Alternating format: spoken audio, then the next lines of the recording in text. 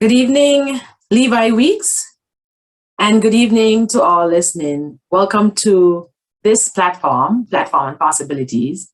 I'm your host, Corinne J. Phipps-Benjamin, and I am extremely delighted that this evening we have the honor of speaking to St. Kitts and Nevis's first National Carnival King,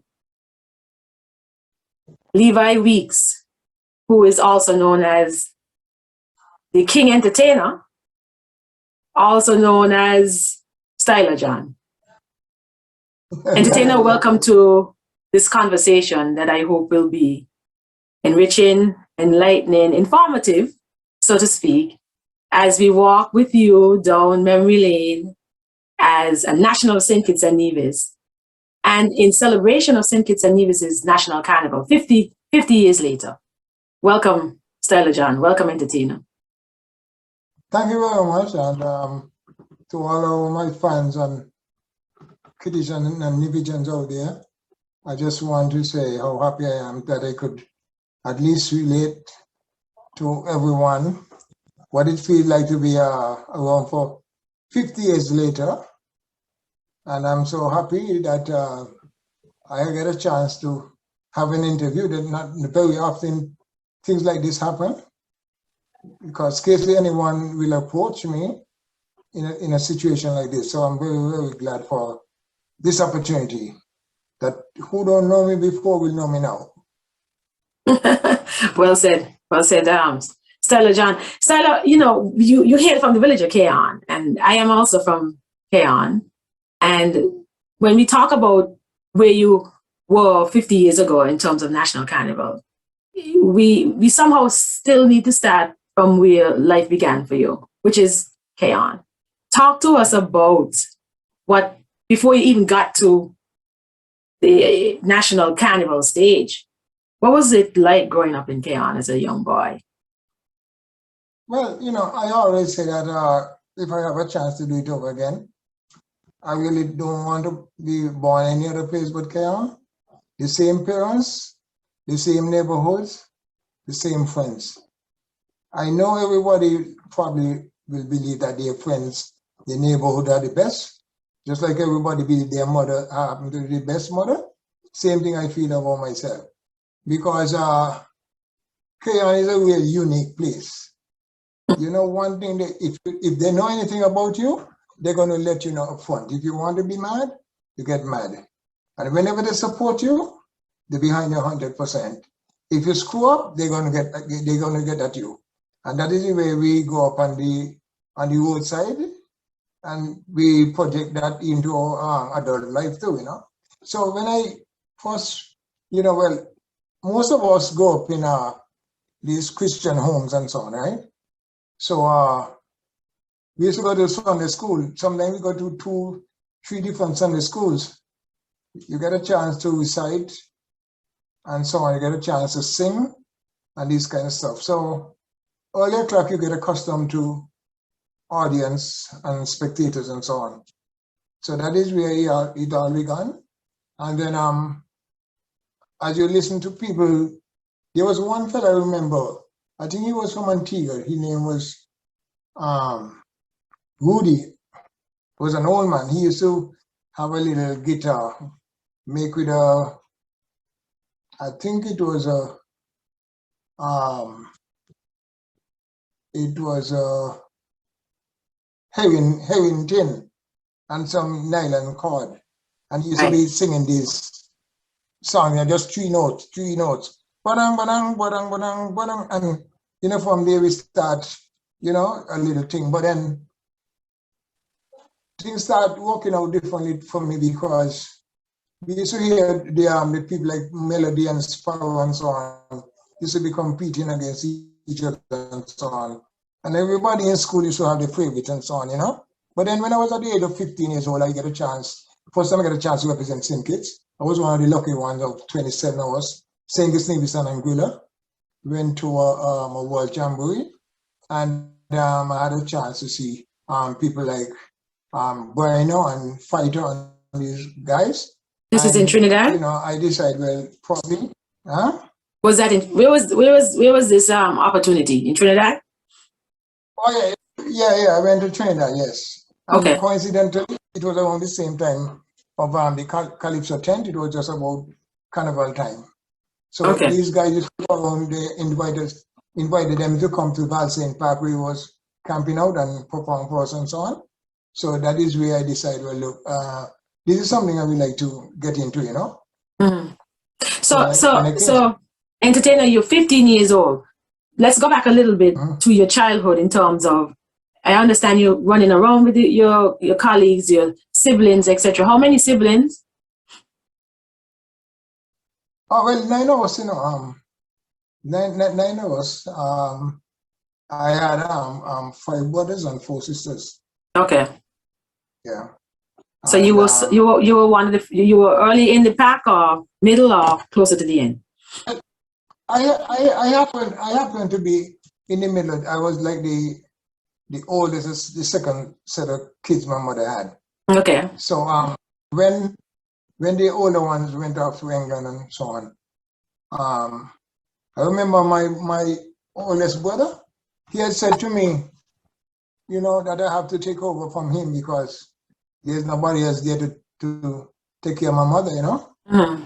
Mm-hmm. You could you could imagine them time I was probably about 11 years old.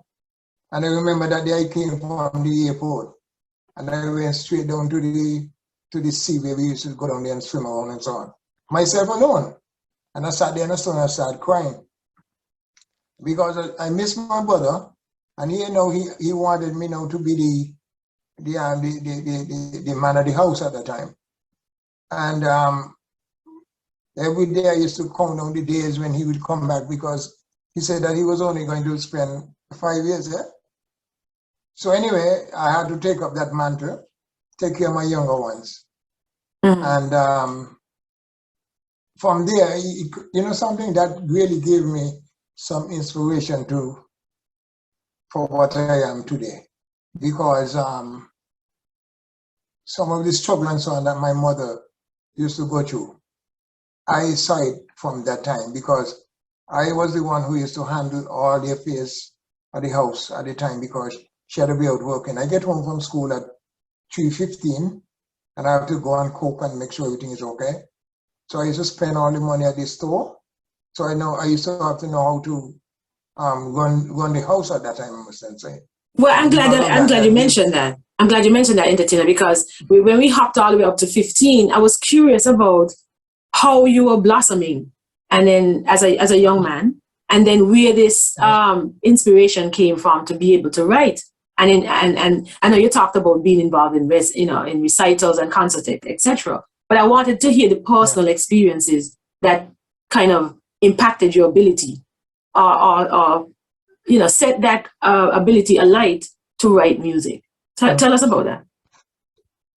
Yeah, well, if you will really go back to where I started with writing calypsos and so on, and you see the trend of calypsos that I had written, it all came back from when I say where I began. Most of us grow up poor. I don't think it's a crime to be poor. I think it's I don't want to say it's a good thing, but it's a good stepping stone. Because for you to compete in the world today, you have to know where you came from. And you find that you feel other people's pain because you used to be there. That's the most important thing. And you always want to make sure that what happened to you don't really happen to other people. So you find that when I was growing up, I used to always try to visit after Sunday school and so on. I used to always try and visit my old people.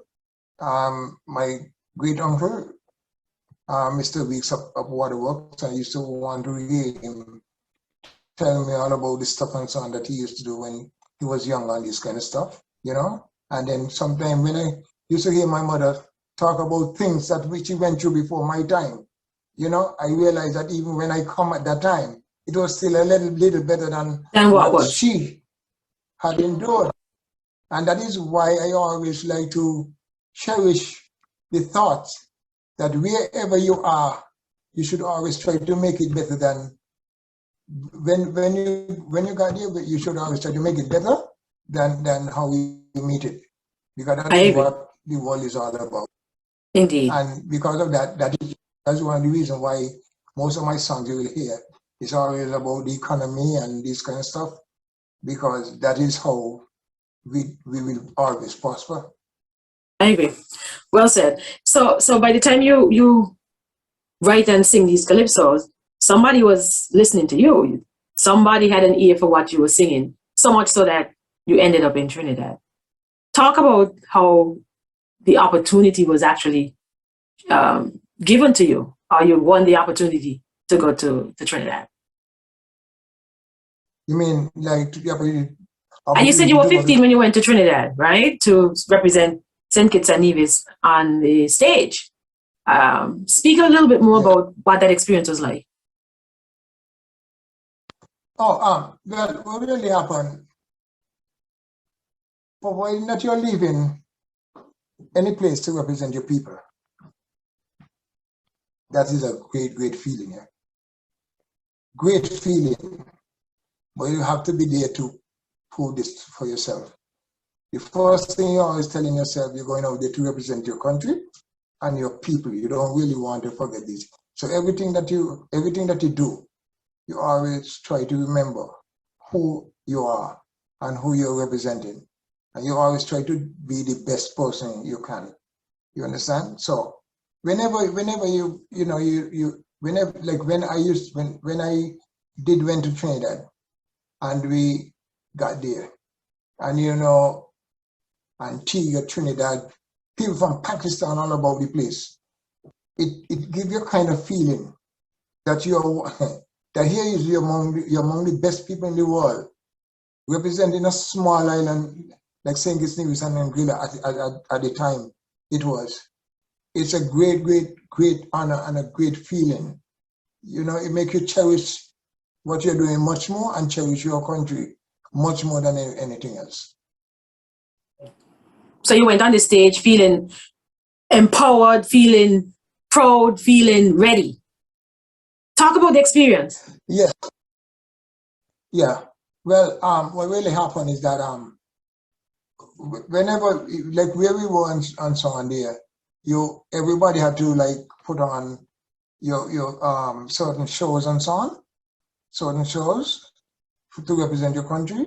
Like in my case now, I really went and I did two short songs, and then what happened, we went as a group. So what happened, we practiced a lot of different sketches and so on, together. A lot of sketches and so on we did together to represent St. Kitts and Nevis. And that's how we started off. And then afterwards we went into a wider phase where everybody was joining together, all the other nations and so on, get together at the end of the thing, because we were there for 2 weeks. At least 1 week we were, just to get a feel of the place, and then you had to get your programs together, because you had to really perform anything at all. You advertise your culture and this kind of stuff. That's what we had to do to show what we are, and that we represent the sugar cane and this kind of stuff. And that's what we did. But it was a competition. So did you and your team win? It was really a competition. Okay. Yeah, it was just a showcase. A showcase, yeah. To promote your country. Almost like what Carifesta is now, and the other Caribbean type initiatives where you go and you represent your country. Something like that. Yes. Okay. So yes, entertainer, you go to Trinidad, you feel really excited about the opportunity, right? And at some point you come back home after 2 weeks. Where is your head in terms of what else can I do? What else you're thinking you can possibly do in relation to how this opportunity propelled you to another level? But first of all, I have to tell you something, When we came back, I think it was a Tuesday night we came back. And so I supposed to go to class school tomorrow, Wednesday. And I, getting ready that whenever I go to school now, they're gonna call me for them to get the experience and so on that I brought forth, And when I got home that night, it was probably about 7:30 the night. I got home, and when I opened the door and go in, all I could smell in the house was something you call berum, like the alcohol and this kind of stuff. But I think that was made in Dominica too. And when I go inside the room, my mother inside there, and she was sick like a dog. She could scarcely talk. The first thing she said to me, when I said, "Mom, I'll come back," she said to me, something, I want you to go and work for me tomorrow, because I can't make it, I'm very sick. And I started crying, I was probably,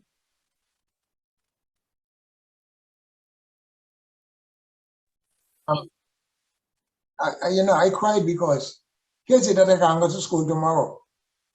And here's it that my mother is there dying. And because of that, if she missed that day's pay, she can't do nothing for us. So I had to go and work the Wednesday, the Thursday, and the Friday in her room. So I never go to school until the other Monday. But by this time, there was two other guys who were in class with me who went too. So they was the one who went up on the stage and they telling the classes and so on what happened. So by the time I went to school, the Monday morning I was You not. still.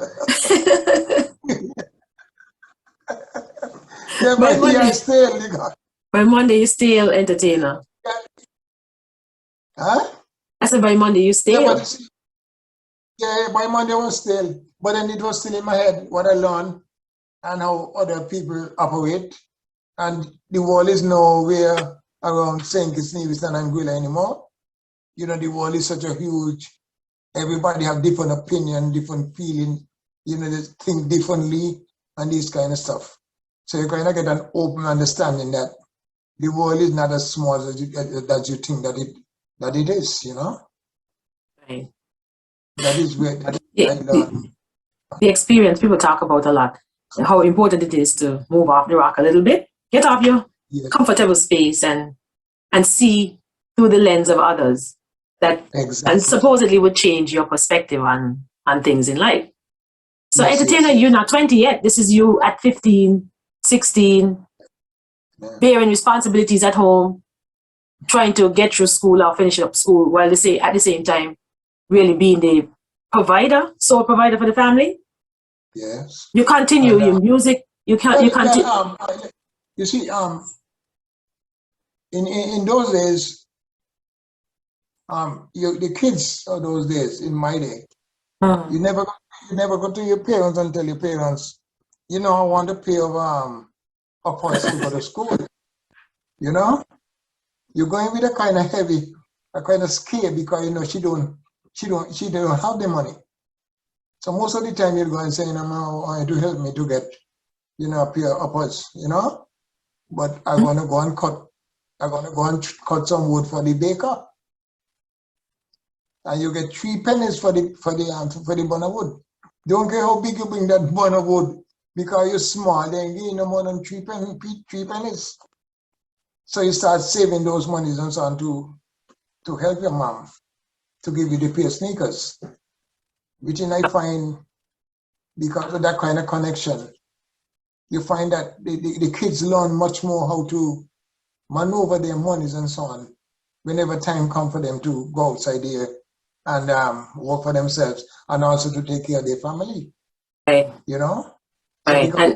So we never really had a chance to go and say, hey mom, they're going out and then the teacher said we must bring $1. Your mother don't have it. Well, first of all, even before that, I'll tell you something. When I was supposed to go to Trinidad, I was supposed to go, we had an exam at the Defense Force camp. And in order to go, we had to pay $2 to go for the weekend for the test. And my mother never had that money. And I even carry my teacher and all to talk to her to get her to give me the money. She said, Daddy, I don't have the money, and I never believe her. You know why I never believe her? Because every time that the fishermen goes out to catch fish, and they bring in all of these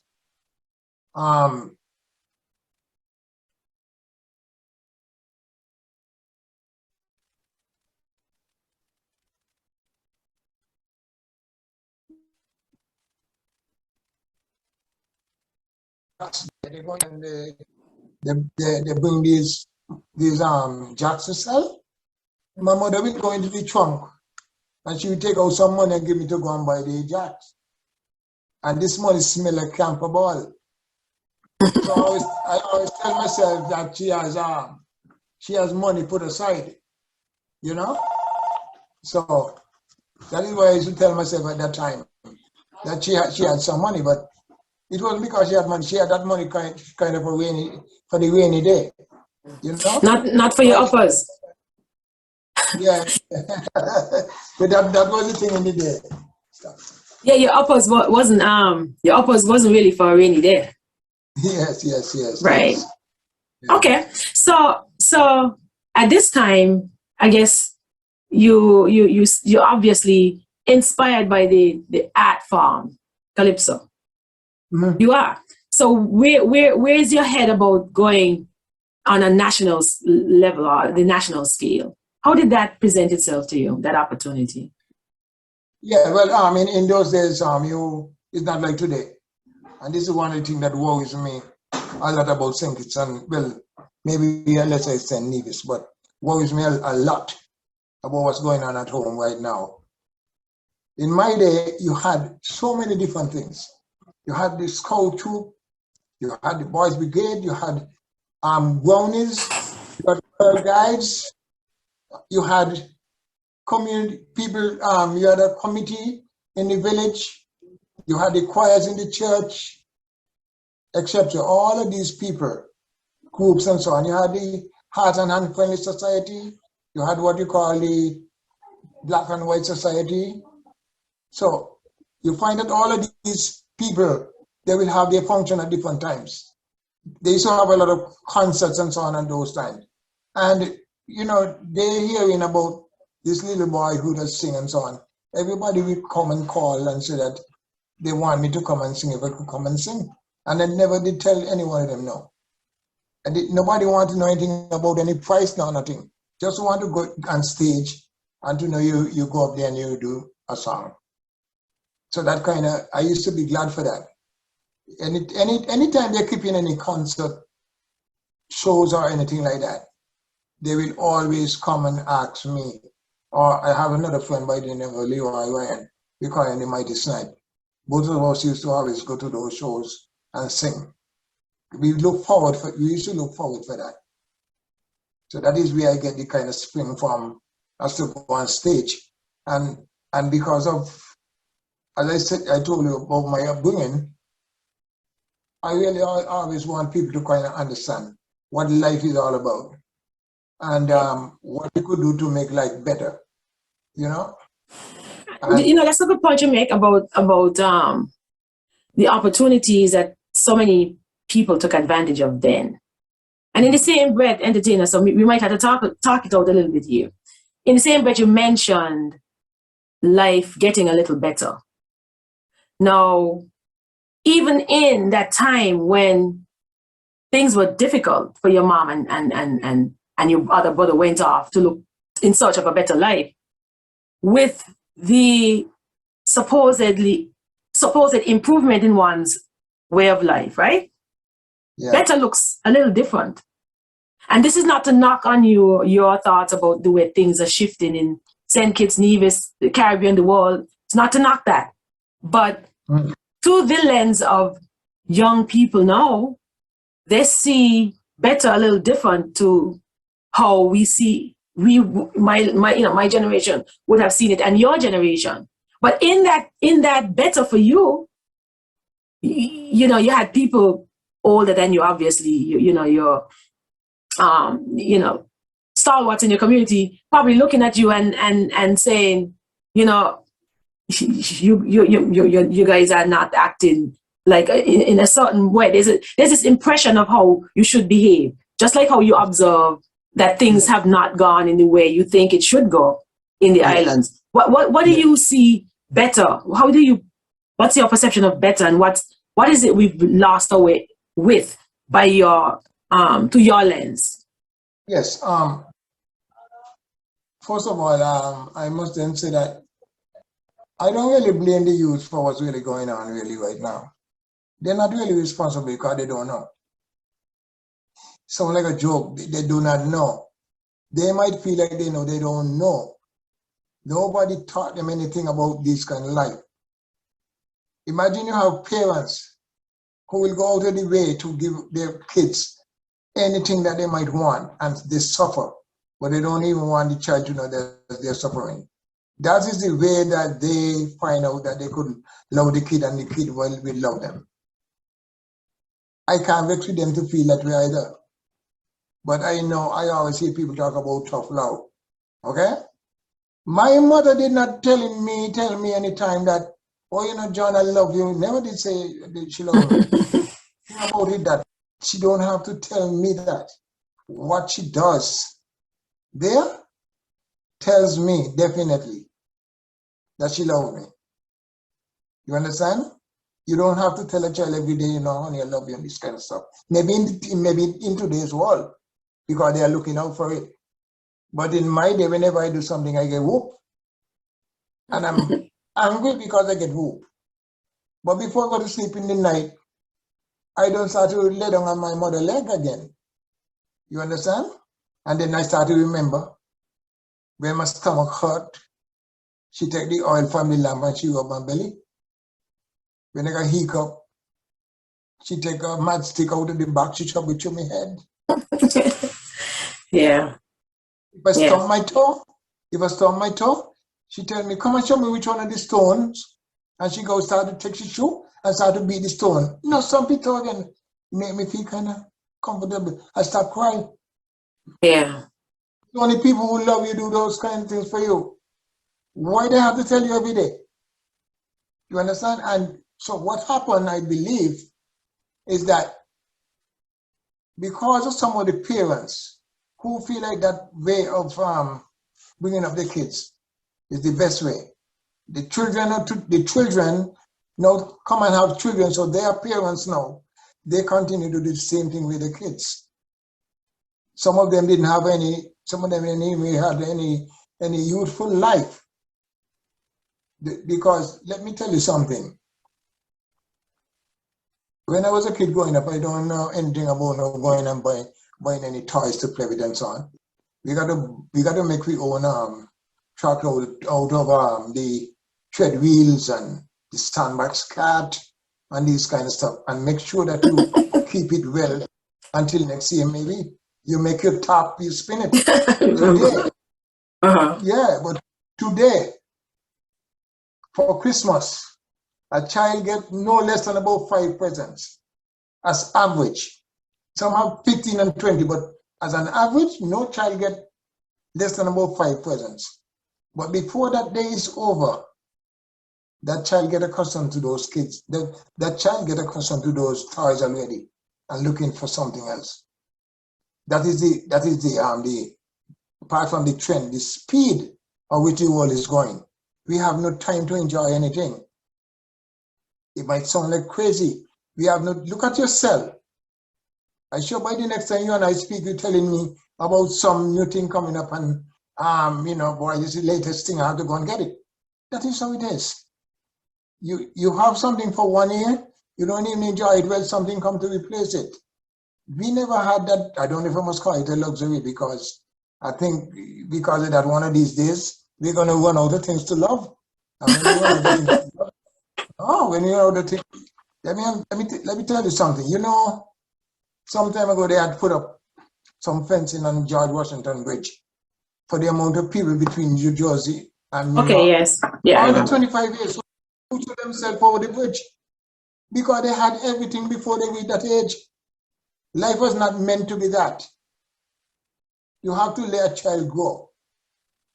Enjoy all the patterns until they come and realize that some of the things we used to tell me is not true. And they're going to laugh about it and enjoy it and say, look, mommy used to tell me, but look what happened. You know, some people say, no, you have to tell the child up front. You know, they got to be. You see, people like Michael Jackson, if you notice how he acted even at the age of 50, he had no child days.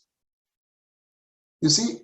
So, in coming up in those days, back to what we were speaking about, in coming up in those days, you had the neighbors, you had your neighbors, you had the law enforcement, and you had your parents to bring you up in a society. The parents didn't do it by themselves. The society did that. And it's so embarrassing to know that a lot of us had to wait until Hillary Clinton come and write a book about It Takes a Village. And they say, oh, boy, yeah, it's true. Hillary Clinton, who grew up with nearly everything that they might do, I mean, better than us anyway. And she got to come and write a book to tell us that. If my neighbors and so on wasn't strict with me, I might not be in the man that I end up to be either. Right. Because it's always a temptation to go and do the things that your mother tells you not to do. But if you do it, you know your name is going to reach back home before you. And this is the kind of thing that we are lacking today. You can't go and tell any parents today anything about their kids. And you know, the kid do something down the road and so on. No, you can't do that anymore. Now, some people might say we go up in a straight jacket, but because we go up in a straight jacket, I feel to myself, I feel satisfied. You see, the most important thing is for you to feel satisfied inside with the way you live. That's me. You feel satisfied with what you do. Your conscience is the one that really takes you. That's as far as I'm concerned. And for my mother always says that don't care how bad an individual is, he has a conscience. Don't care what he says. He always have a conscience. And that is the way I feel about life. That's important.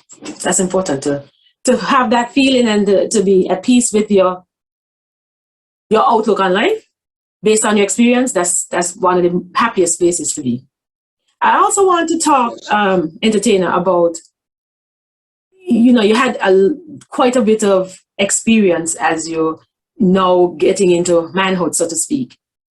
This speaks to how you actually wrote your songs at this point, at least by the time you touched the stage for National Carnival, first ever in 1971. Would you say that these experiences, life experiences, were some of what really like the impetus for you to craft the type of calypso you crafted? Yeah. Well, with one exception, one of the most outstanding calypso that people still talk about is Judge Calypso. And I'll tell you how I came about that. Well, the Mighty Snipe, which is a friend of mine, we all grew up together and so on. He was a very, very good singer. And well, I went into the statehood competition and I never did place in the statehood competition. And I never really went into any other competition before the National Calypso competition. And the reason why that happened is that in one of those years between, I don't remember. I remember he went and he had a very good performance and they did not place him.